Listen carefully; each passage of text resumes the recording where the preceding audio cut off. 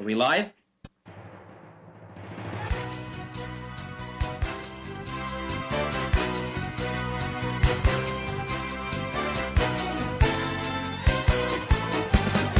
Yisrael, Yisrael, Yisrael, betach b'Hashem. Yisrael, Yisrael, Yisrael, ezramu maginamu. Yisrael, Yisrael, Yisrael, betach b'Hashem.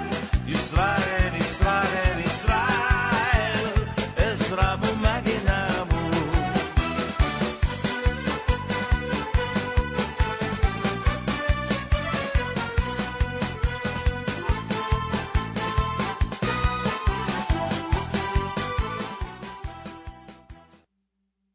Welcome to Chabad of Cary. My name is Rabbi Yisroel Cotlar. You are tuning in to Lunch and Learn, where we discuss that week's Torah portion and the oral tradition, the Kabbalah, and see how the Torah portion speaks to us in our contemporary lives today.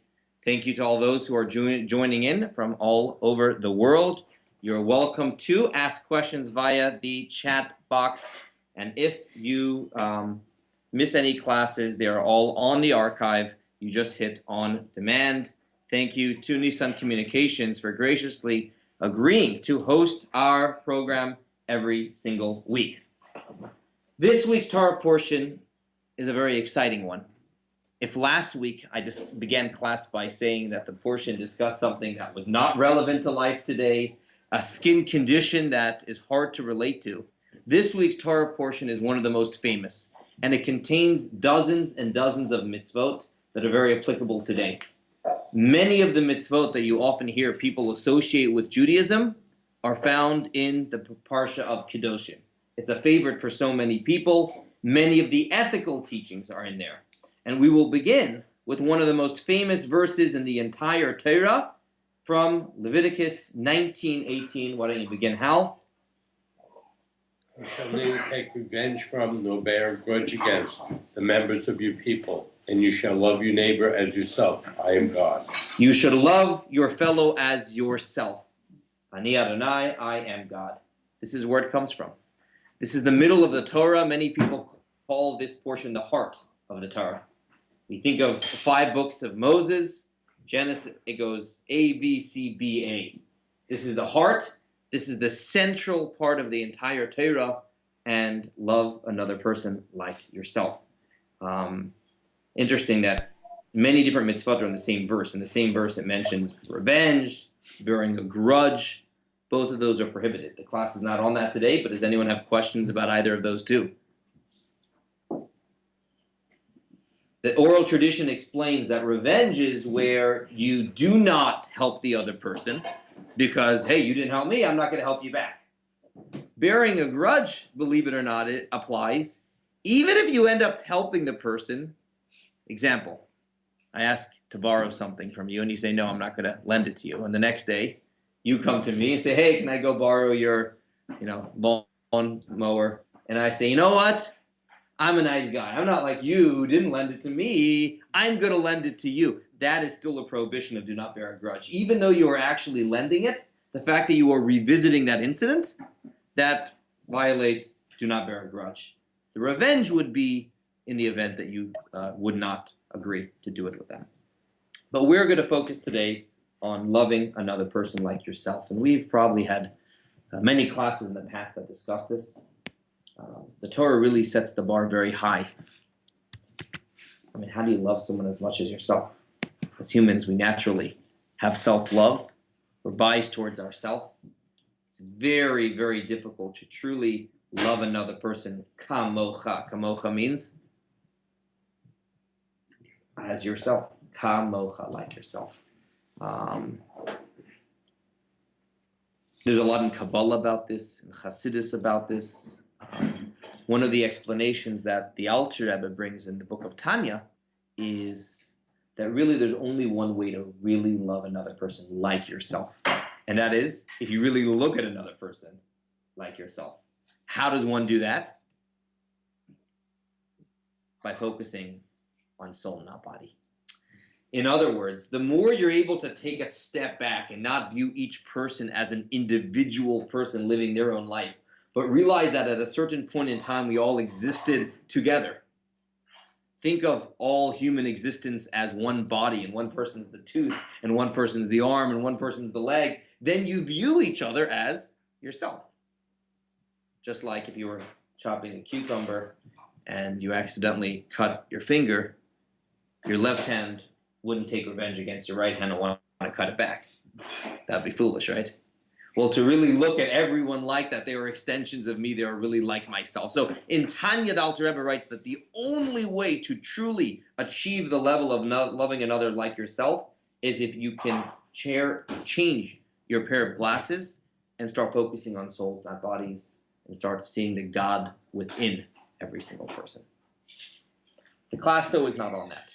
The class is going to be on an interesting story in the oral tradition about this mitzvah. Let's begin, though, with 1b from the Talmud. You shall love your neighbor as yourself, Rabbi Akiva says. This is a fundamental principle of the Torah. Zeh klal gadol b'Torah. You want to know what the foundation of the Torah is?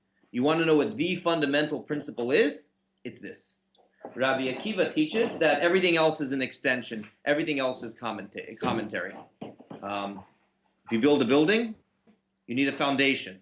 After you have the foundation, you can have a stable structure. Rabbi Akiva teaches you want to know what the foundational mitzvah of the entire Torah is? Loving another like yourself. You have that in place, you can now build the rest of the structure. You're missing that? It's not like, all right, I missed out on this, but I have a lot else. No, you're missing out something integral. I should note, though, in that same chapter of Tanya that explained focusing on the soul, not the body, he asks an interesting question. How would Rabbi Akiva explain that this is the foundation of the entire Torah? I understand if you tell me it's the foundation of ethical parts of Torah.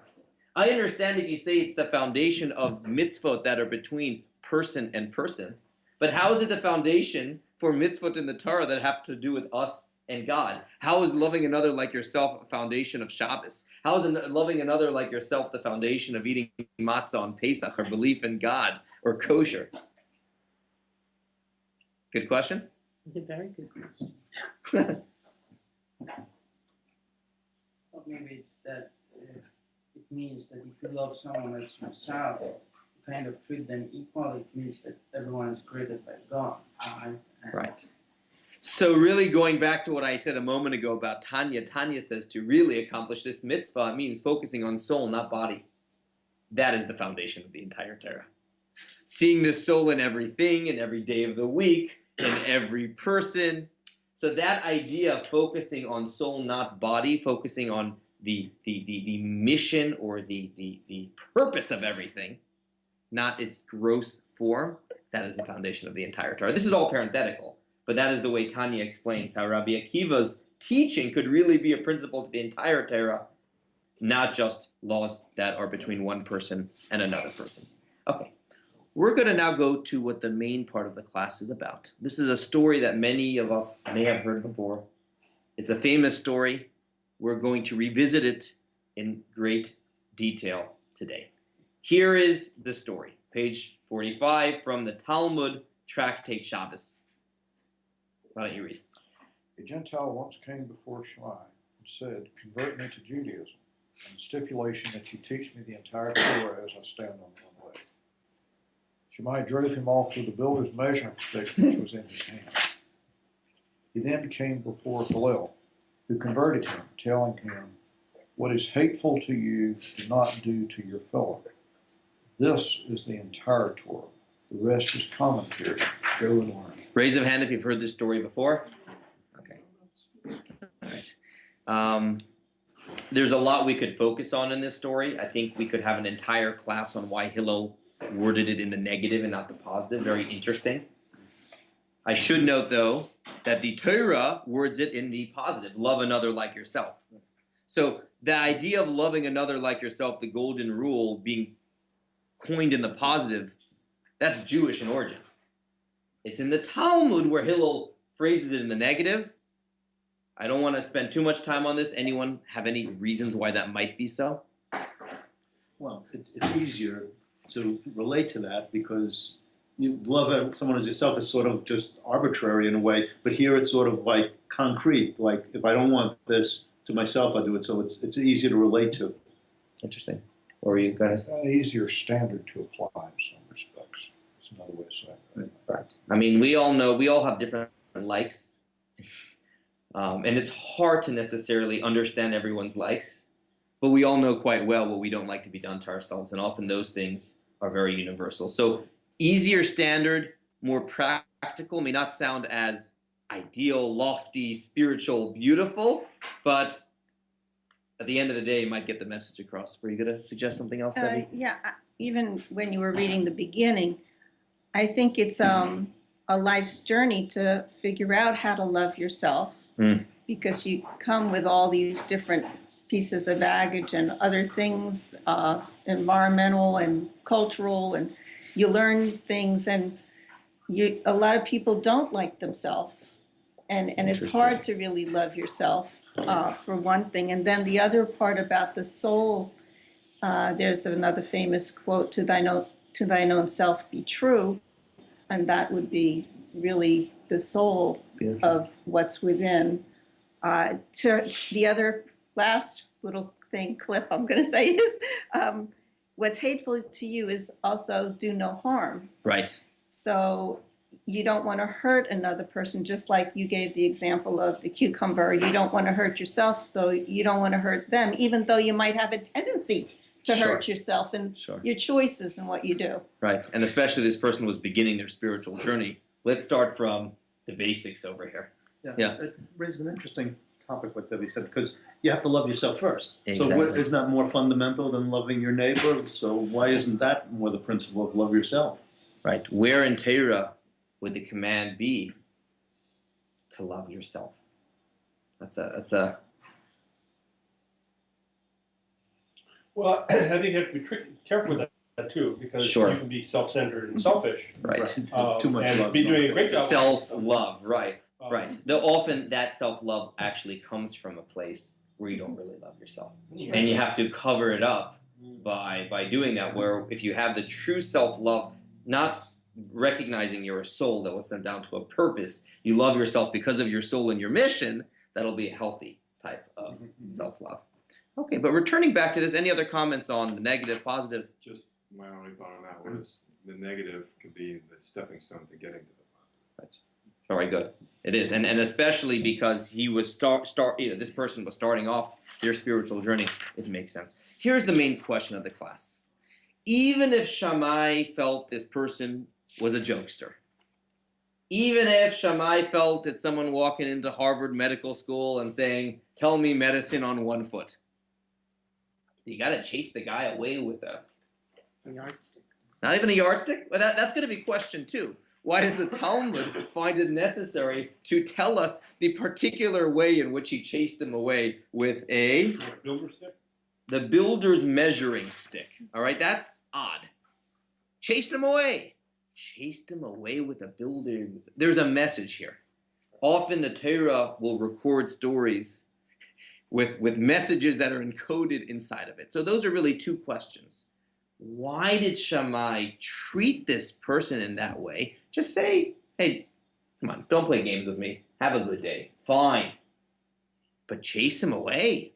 And B, what's the business about a measuring stick? That's what we're going to be searching for today. Try to find more meaning in what Shammai did. What Hillel did, we can get. He brought the potential convert closer. He embraced him. He taught him. We understand that resonates with us. What was Shammai doing? Maybe it was a test. All right. He was building a sukkah. He was in the middle of building a sukkah. Look at the Chabad movement. If someone comes to you and wants to convert, you send them away. You keep sending them away until you realize they just don't want to be Jewish. They have found Judaism in their souls, and they're willing now to do the work to convert. Right.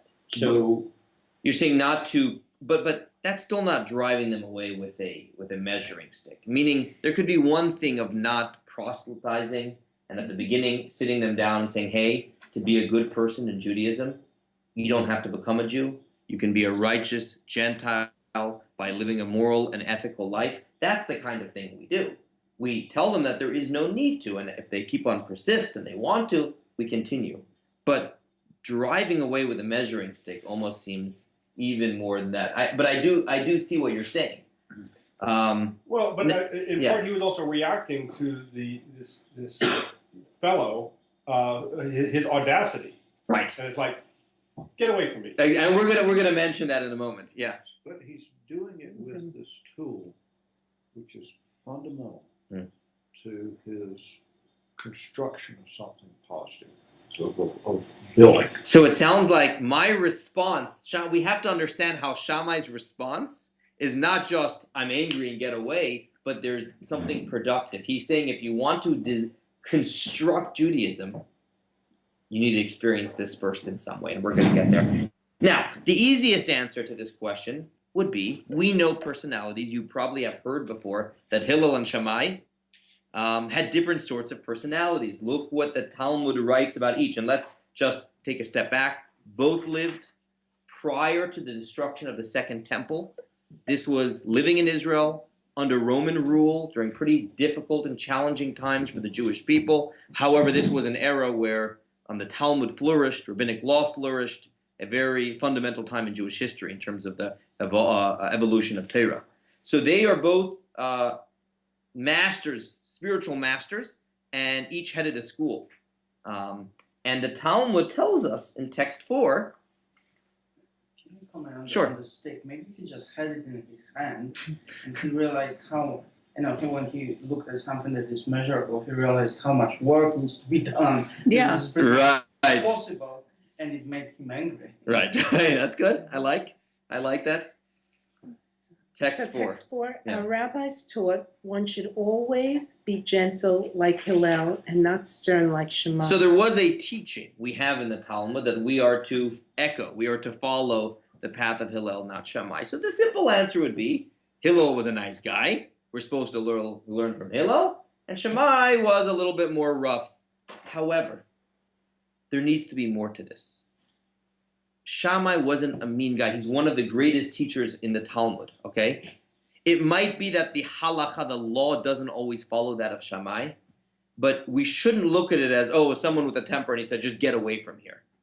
It was mind over heart. It wasn't he just had his heart and he just wanted to get out of here right now. There was a perspective here. He was giving a teaching over here. Now, it is true that the Talmud says in general we should follow that of Hillel, not Shammai. But we shouldn't just be so quick to think that Shammai's perspective was he lost his temper. There's something more here as well. And in the Tanya, it actually explains that Hillel and Shammai, their souls, were rooted in different sephirot. This is a little bit of a mystical teaching. I just want to paraphrase it. I don't want to do it inside, not to go too much off topic. But it says that Hillel and Shammai stem, each one of our souls, are made up of all of the 7 sephirot. We've discussed the 7 attributes before. Next week's class will highlight them in great detail. So a little teaser for next week's class. We'll discuss the 7 weeks between Passover and Shavuot and how they relate to the 7 emotional traits. Each one of us have all 7 of those emotional traits inside of us. However, each one of our souls have one of those traits highlighted more than others. Some people are more chesed. They're more loving. They're more giving. They're more just free. They give. And some people are more disciplined and strict. And the Kabbalah writes that Hillel and Shammai, one came from chesed and one came from Gebura. And that is why if you look at their arguments throughout the Talmud, generally speaking, we actually did text 3. I skipped text 3. The Talmud writes, Jersey. These are the items for the school of Shammai, the more lenient one, the school of Hillel is more strict. These are the few examples where Shammai is more lenient and Hillel is more stringent. The Talmud gives a few examples where Hillel argued for the more strict opinion, Shammai for the lenient. But in the hundreds of other examples, across the board, Hillel was always more lenient and Shammai was more strict.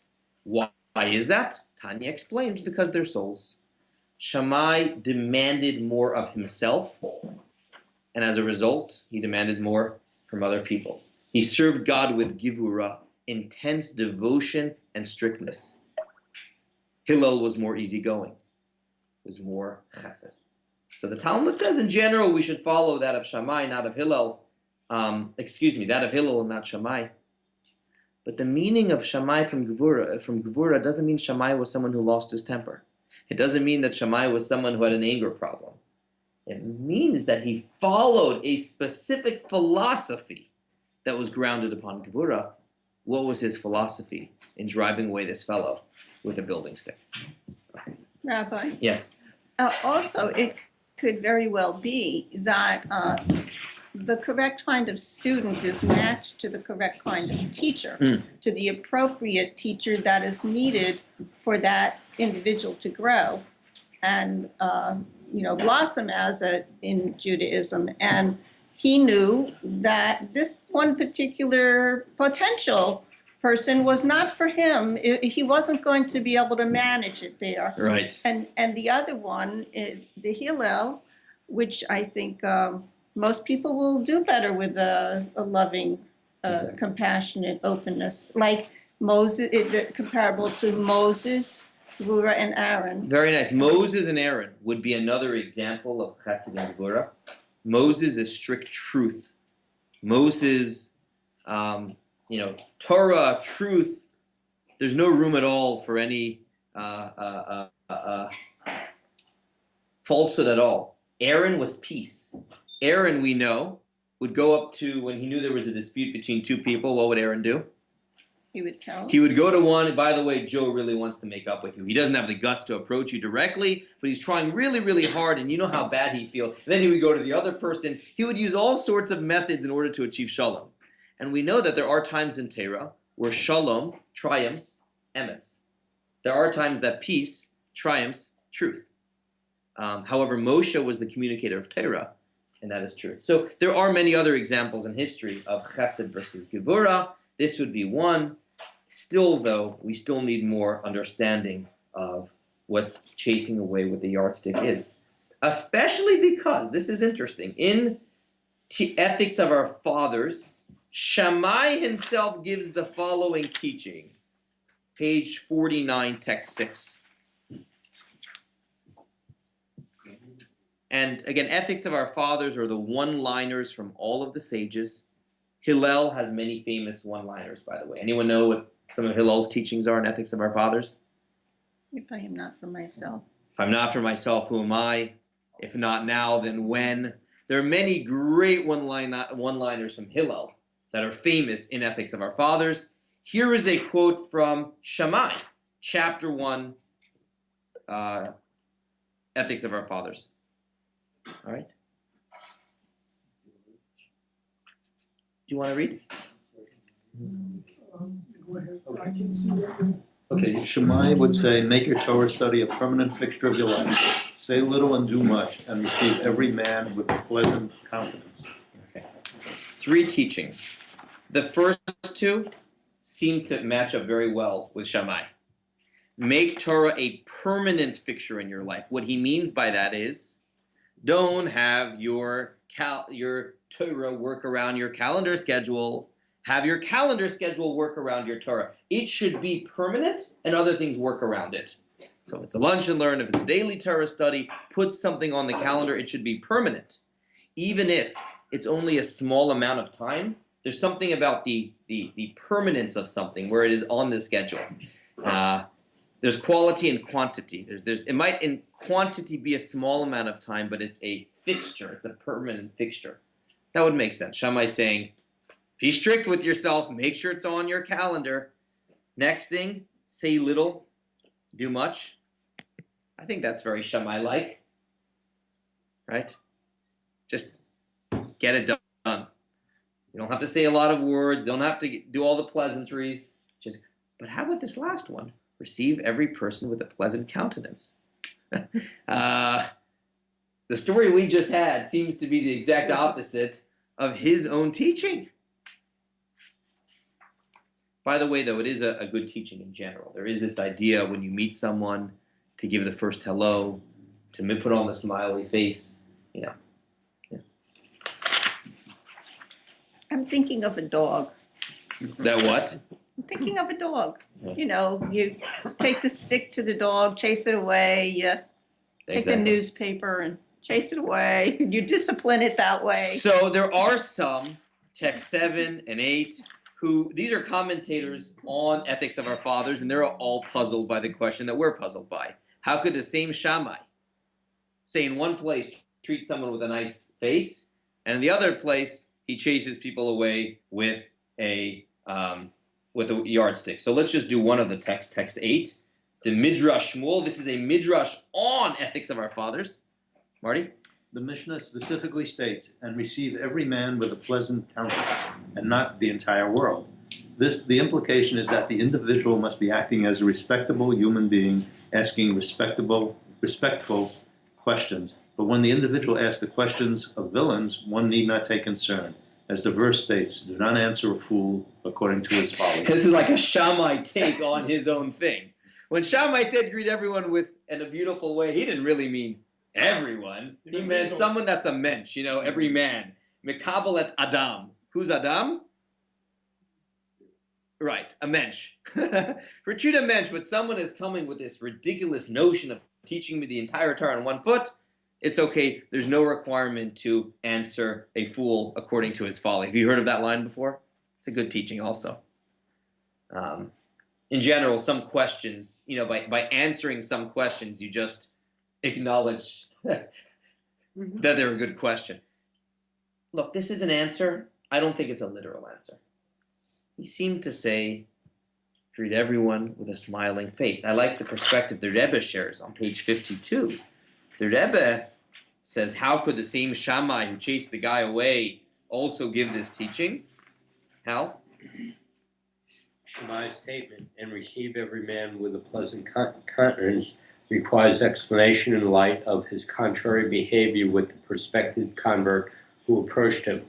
It can be suggested that Hillel's teaching, one should be of the students of Aaron, lovers of peace, impacted Shammai to the extent that, though he personally possessed a soul stemming from a supernal severities and had the tendency to push people away, he turned around and stated, and receive every man with a pleasant countenance. I like this. Meaning, when the Mishnah tells us the teachings of these people, they don't tell us at what point in their life they taught this. Where in time? These people lived. They could have been teaching Torah for decades. Could it have been that Shammai actually knew those areas in life that he himself needed to work on? And when he saw a great teacher in Hillel, and Hillel saying, greet everyone with a smiling face, he says, you know what? If this is important to everyone, this is all the more important to me. I love that teaching because, as you said, Debbie, we naturally gravitate towards those teachers that fit our mold.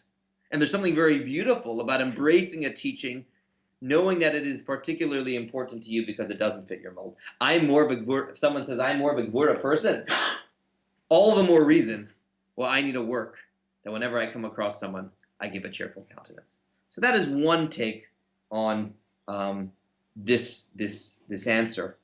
The Rebbe used this answer in a different context as well. I'll give you one other famous example. We are in the period right now of the Omer, the 49 days between Passover and Shavuot. As many of you know, there's a tradition that there's certain acts of mourning that we do during the Omer.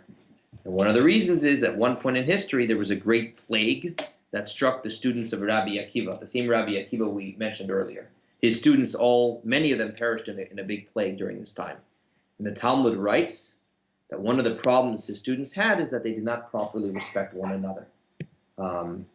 That his students each thought that they knew the only way to interpret their master's teachings, and as a result, they didn't have proper love for one another, and as a result, they were punished. Right? This is a famous idea. Well, there's the same question you could ask. How could it be that the students of Rabbi Akiva didn't respect one another? What did we just say earlier in the lesson? What did Rabbi Akiva teach? Text 1b, we just had it on page 44. Love one another like yourself. This is the foundation of the entire Torah. How could it be that Rabbi Akiva's own students didn't embrace this idea?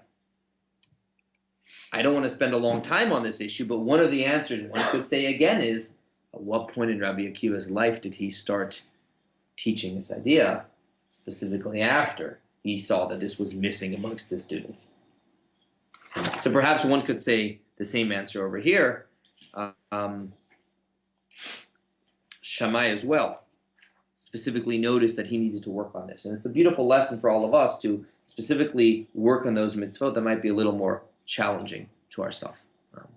There is another way to answer that question. Rabbi Akiva's students misunderstood what it means to love another like yourself. They took it way too literally. And they said, well, I know the real meaning of my master's teachings. I know how to interpret his words. I know the right way. Everyone else doesn't have the right way. And therefore what? I have to make sure that everyone knows that my way is the correct way because I need to love someone else just like myself. Very twisted. Absolutely. That is meant well, gone wrong. Hmm. And that's where maybe we need to start with level 1, start off, do no harm. Don't do to someone else what you don't want to be done to yourself. Because again, the idealistic, loving another like yourself can unfortunately sometimes mean not giving respect, not giving room for differences of opinion. So it is twisted. It is twisted. But this is another way that some people learn. It seems like the consequence of the initial entirety of the Torah by love another as yourself was the destruction of the second temple. Correct. That was the consequence, and that's why these teachers were probably trying to tell the students, this is the direction you need to go. Mm-hmm. Yeah, and this is only a few short decades before the destruction of the temple. Yeah. I think loving yourself isn't the easiest thing to do. Mm-hmm. And when one looks at how God loves you as an example of love and why God loves you unconditionally without a reason, Beautiful. with your faults, then you can stop beating up on yourself because you do have faults. And God can see through them and love you anyway. And by looking at yourself that way and growing with that kind of love, then it becomes much easier to love another. Beautifully said. Very, very nice. Thank you for sharing that. Do we have a question over here? No, they want some bagels and lox. All right. There's actually, we have avocado and tuna fish today. So, okay. Okay. Returning to the text here, let's go back to the main idea. We are still searching for Shammai's deeper meaning in chasing the guy away for a yardstick, especially considering the fact that he himself taught the importance of greeting someone with a nice countenance. We gave one suggested answer that he only meant that to someone that behaves like a mensch, but certainly it would make more sense to say that he meant that across the board. Now we have to move to deeper and more Kabbalistic answers. And we're assuming here that there's more to the story than what's really going on. So we're going to have two perspectives. The first is from the Maggid of Mezrich, who was the student of the Baal Shem Tov. And let me explain this outside first, and then we'll read it in his texts. The Maggid explains that when the person comes to Shammai and says, teach me Torah on one foot, they're asking for a Judaism that is simplistic, that is one-dimensional, that will always be spiritually satisfying, that will not have ups and downs, that will always have light days. Shammai says, it doesn't work that way. God creates day and night. God has moments of inspiration and days where we feel that we don't have the inspiration. This was the way God designed the world specifically. It needs to be with both legs. You have to be ready, and this is very important when someone starts a spiritual journey. At the beginning, there's often that moment of inspiration. It's exciting. A new mitzvah, a new project. You have to be prepared for the more spiritually challenging days. The days where it doesn't feel stimulating. I paraphrased what the Maggid writes. He writes this in far more Kabbalistic wording. Text 53. Don't the angels stand on one leg? So angelic Judaism.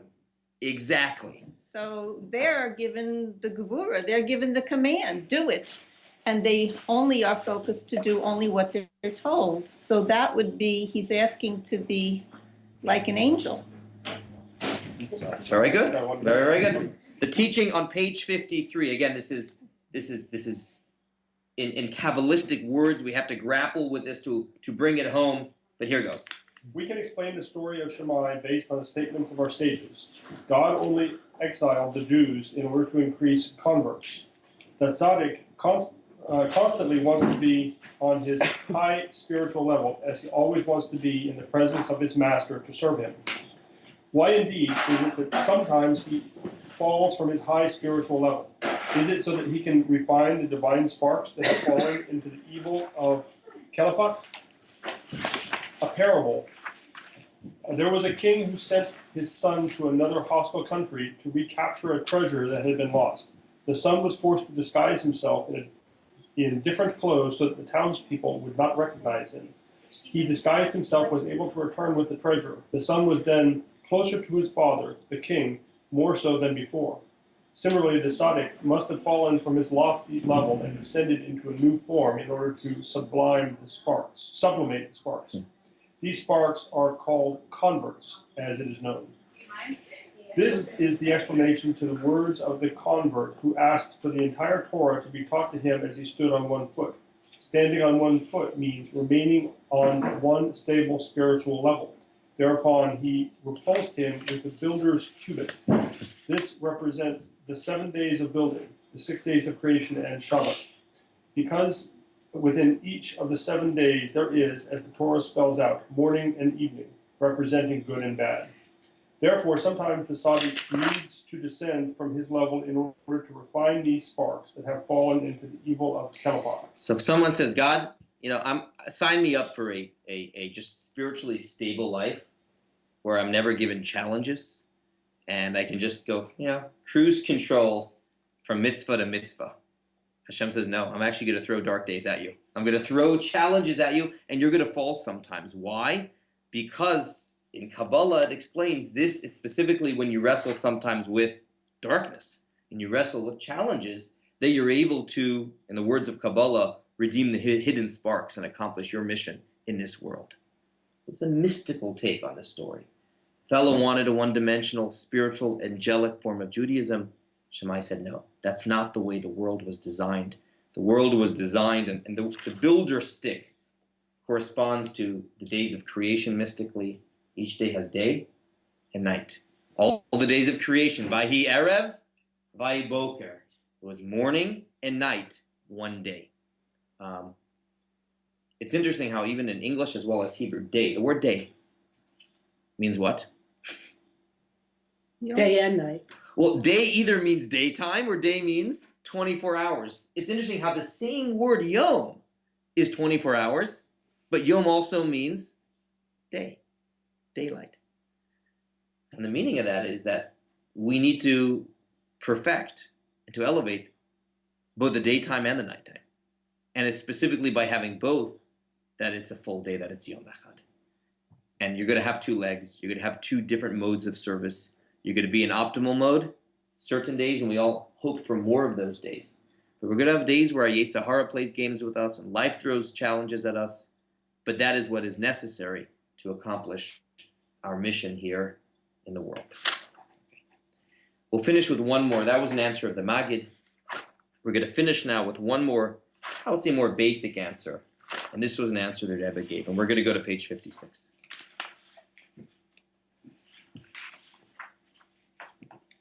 Yiddishkeit Judaism, and wait, I'll give a little introduction, has two pillars.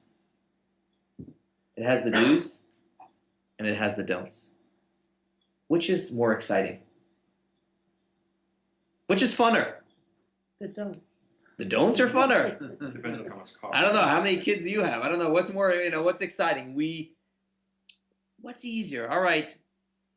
Time to eat matzah, or you're not allowed to eat chametz? Eat matzah. It commemorates the Exodus, and not eating chametz. Right?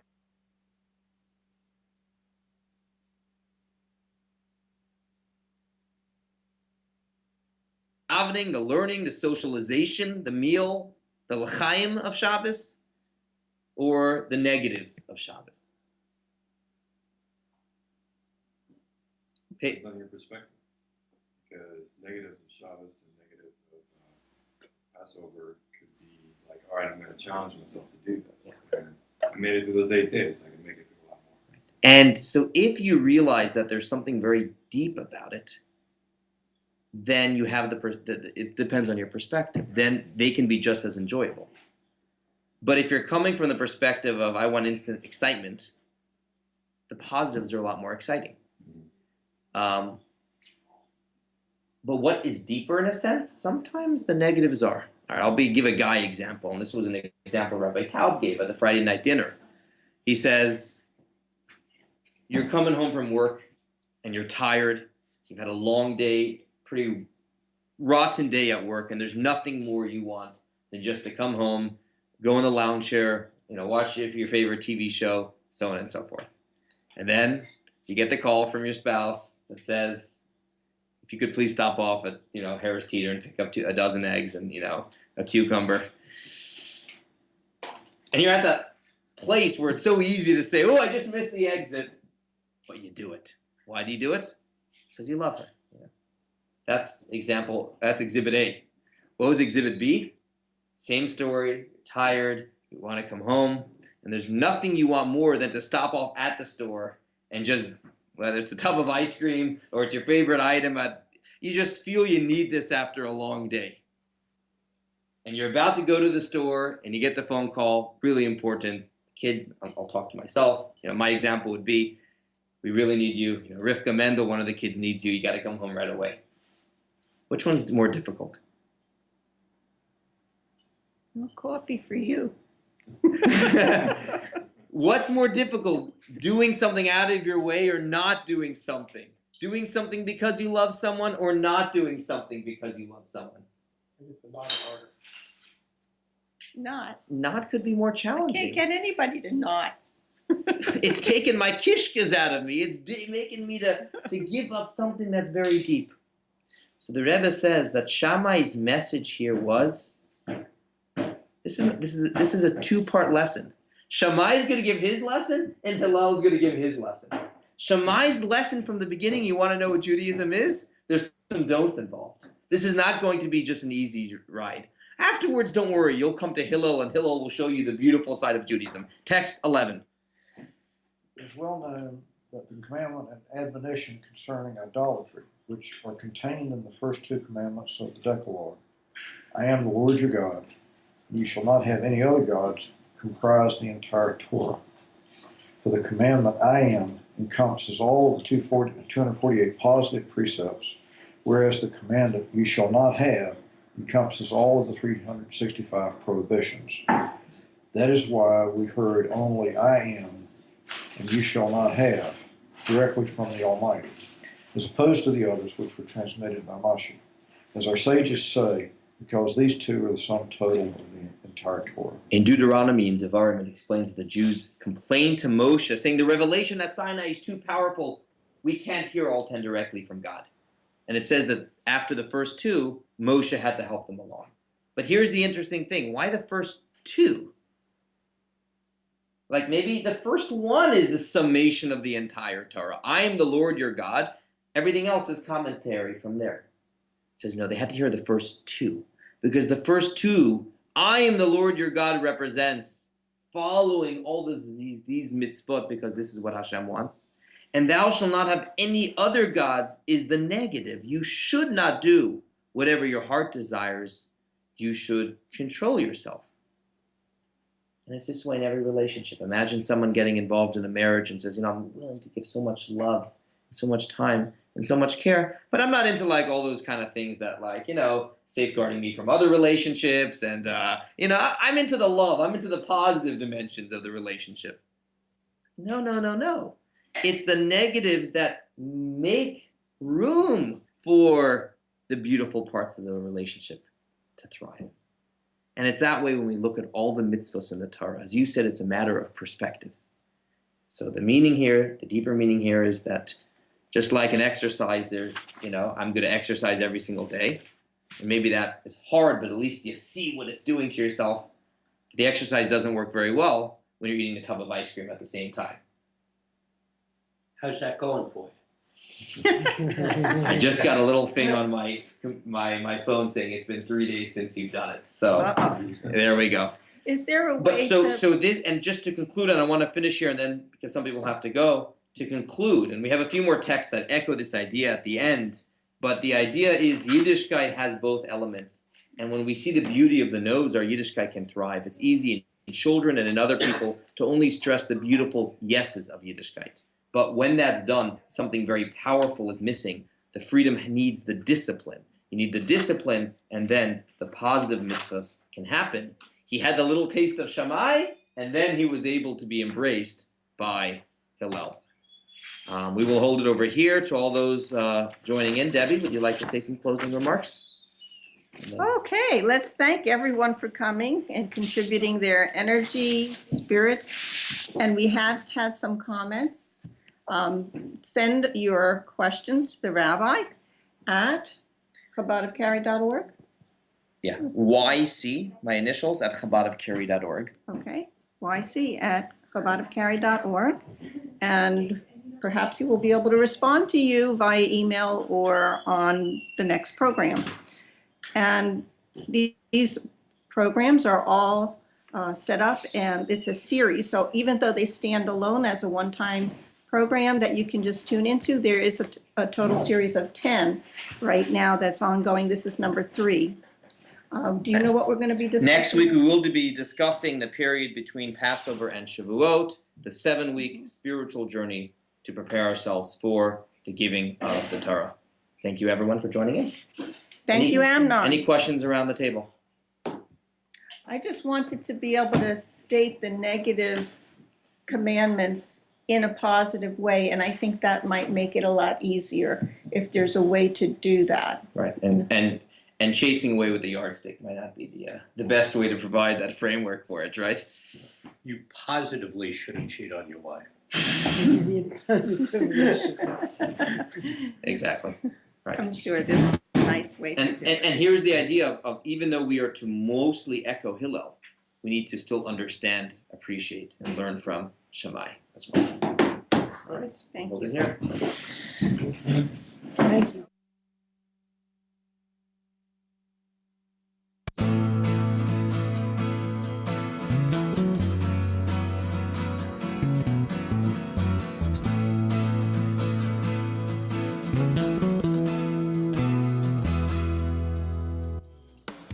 You are tuned to the Nissan Communications Network. Our weekly lineup of call-in programs includes Computers 2K Now with Amnon Nissan, Health In with Debbie Bruck, Breaking Free with Marilyn Shannon, Lessons of Vietnam with NCVVI members, The Tanya Love Show, Your Healthy Pet with Gisela DiCarlo. And if you tuned in too late, you can always watch each program in its entirety or download an MP3 audio file of it at www.nissancommunications.com. Sponsored by Atomus.com, makers of quality video recorders and converters for professionals, CarolinaApparel.com, and DeltaForce.net.